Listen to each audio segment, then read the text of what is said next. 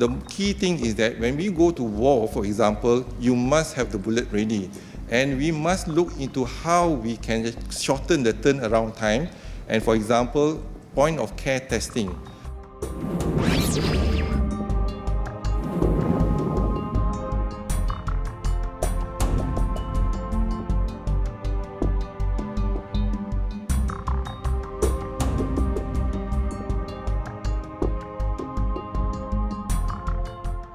So you look into the capacity that we are trying to achieve is at the moment it's 11,500. We're trying to increase to 16,500.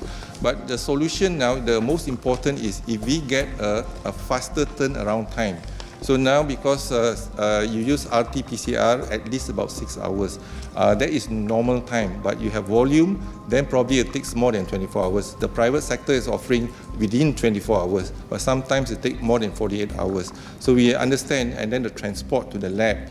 So now the key thing is that when we go to war, for example, you must have the bullet ready. And we must look into how we can shorten the turnaround time. And for example, point of care testing. So if we can actually identify high accuracy and reliable tests, for example, if there's a rapid test kit, a rapid antigen test kit that we are testing now with high accuracy and reliability, then perhaps we can use the antibody and we can use the antigen rapid test kit at point of care.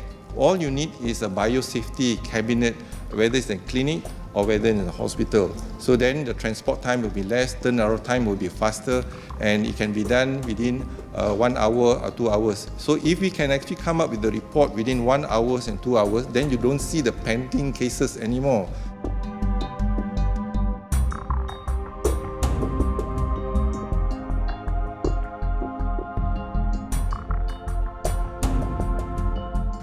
We have limited resources in terms of testing. We cannot test 30 million population, but we do know in certain high-risk group.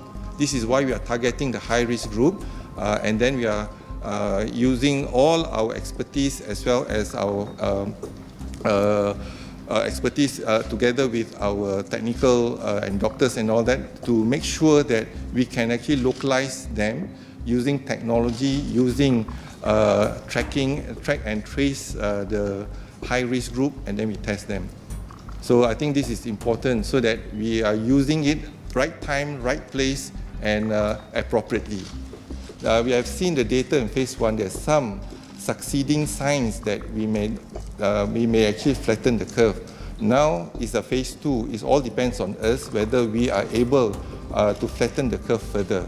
So I hope that within the next 5 days, if we can come together as one in terms of stay at home and make sure that we will do our part, and we are now identifying the hotspot area, and we are identifying the hotspot area together with other agencies. We are implementing the enhanced MCO in that area.